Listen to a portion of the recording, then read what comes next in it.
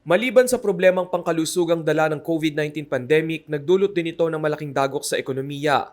Dahilan upang magsara ang ilang kumpanya o hindi naman kaya'y magbawas ng empleyado. Base sa datos na inilabas ng Department of Labor and Employment o DOLE noong October 2020, 9.6% ang unemployment rate sa gitnang Luzon. Katumbas ito ng 478,000 katao na bahagi ng economically active population ng rehiyon subalit walang trabaho. Bahagi sa bilang na yan ng 21 anyos na si Lester Cruz mula sa Hagonoy, Bulacan.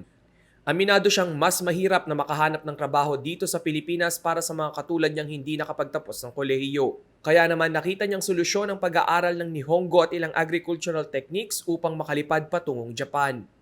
Konnichiwa minasan, nag-apply po ako as a farmer para po dito sa pamilya ko na as a financial or ibang gastusin pa po. Gaya ni Lester, nais din ni Joy Alonzo na makapunta sa ibang bansa para sa mas disente umanong sahod. Tapos ng kursong agrikultura si Joy. Base sa estado ng ilan niyang kaibigan na nasa agri-sector sa ibang bansa, talaga umanong maituturing na high-paying job ito. Farming po sa ibang bansa is mas maganda kaysa dito sa ating bansa. Kasi po, parang dito po sa Pilipinas, minamaliit po nila yung magsasaka, ganito, ganyan po. Ayon sa Philippine Workforce Foundation, naiengganyo ang karamihan sa mga Pilipino na makipagsapalaran sa ibayong dagat dahil na rin sa magandang kompensasyon. Gaya na lamang ng pagiging isang farmer o magsasaka sa Japan na kayang kumita ng 130,000 yen o higit 57,000 pesos kada buwan. Depende pa umano yan sa oras at karagdagang trabaho na may karagdagang ding bayad.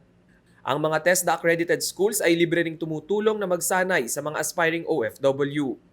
Ang sa amin po bilang foundation, sila ay ma-encourage namin na hindi natatapos sa pag-aaral, bagkus tuloy-tuloy ito na maipasok ni foundation o mai-connect sila sa mga agency, local and abroad, nang sa ganun mapakinabangan nila yung kanya-kanyang pinag-aralan o yung skill. Ayon sa latest data ng Philippine Statistics Authority, umabot na sa 2.2 milyon ang overseas Filipino workers sa buong mundo. Pangunahing destinasyon ng mga OFW ang Saudi Arabia, United Arab Emirates, Singapore at Hong Kong. Rainiel Pawid, SEAL TV News.